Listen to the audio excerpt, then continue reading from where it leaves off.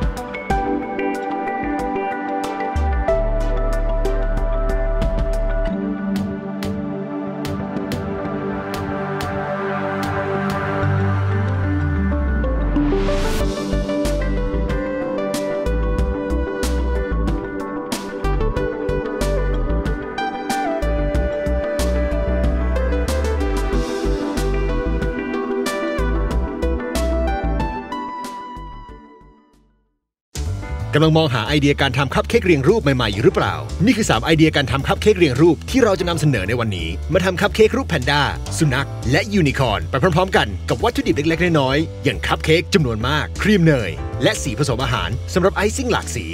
มันจะกลายมาเป็นจุดศูนย์กลางในงานวันเกิดงานเบบี้ชาวเวอร์และปาร์ตี้ต่างๆของคุณมาเริ่มกันเลย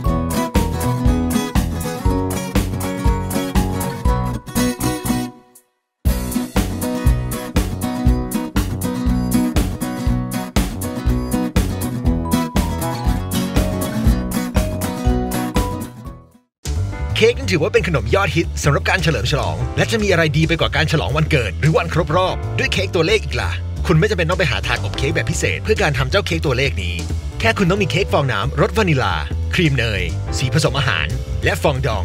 มาลองดูวิธีการทำเลข1 2และ3อย่างง่ายๆและเปลี่ยนวันพิเศษของคุณให้พิเศษยิ่งขึ้นไปอีกเริ่มกันเลย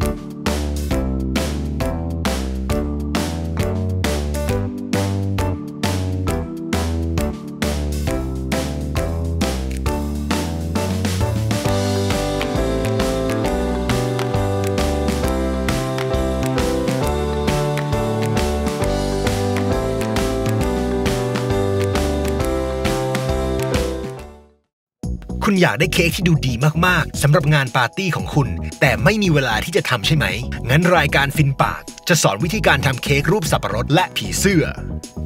โดยใช้เพียงแค่คัพเค้กและครีมเนยเรามาเริ่มกันเลยดีกว่า